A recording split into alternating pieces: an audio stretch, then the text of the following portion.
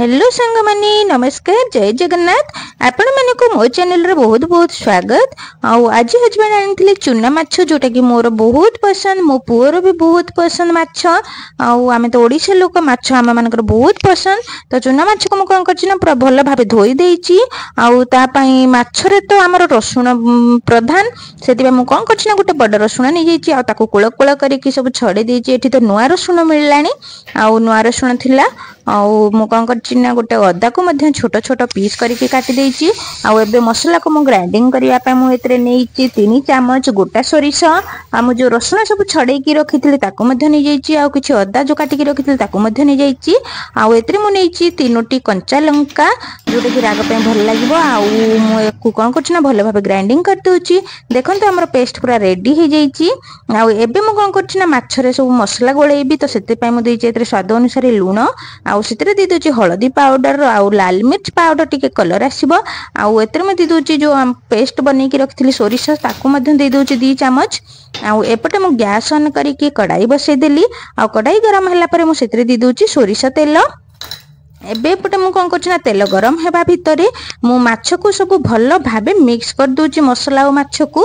देखंतु मसला और हमर माछ पूरा मिक्स हो गला आ एपटे हमर तेल गरम हो गलानी सेतरे मु कोन करछि माछ को दे दोछि। सब माछ तो एका बेले हे पारिबनी सेति मु फास्ट कम माछ देई की करूछि आउ 2 थर करबा को पड़िबो। देखंतु मु माछ सब दे देली आ माछ भाजी हेबा भितरे मु एपटे भात मध्ये बसै दोछि आउ एतरे मु कंटी की पानी दे देछि आउ कुकर को एपटे गैस ऑन करिकी एपटे मु कुकर को चढ़ाई दोछि गैस ऊपर आउ 3टा को सीटी रे हमर भात रेडी हो जिवो।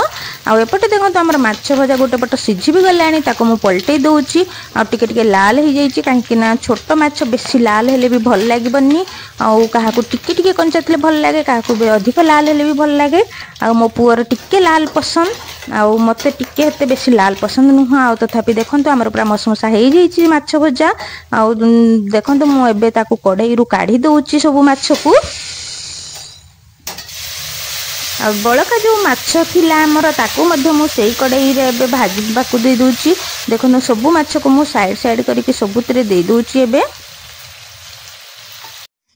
देखंतु हमर माछ भजा एपटे हेई गलानी तो एबे आको आमे प्लेट को काढी देबा ना ये पूरा लाल हेइची ना कंचा कंचा रहिची पूरा बढ़िया हेइची आउ केते सुंदर कलर मध्ये देखंतु देखा जाउची। आउ हमर चूना माछ भजा पूरा रेडी हे जाइची। आउ एपटे मु डिनर पई ट्रे मध्ये सजै दोची। तो हमर भात मु करथिली आउ एपटे मु लंच रे हमर हेइथिला बड माछ तरकारी आउ फूलकोबी भजा मध्ये हेइथिला ताको मध्ये मु दे देइची। आउ हमर चूना माछ आउ हमर ओडियांकर प्रिय लूण प्याज लंका ताको मध्ये मु दे देइची। देखंतु हमर डिनर थाली पूरा रेडी।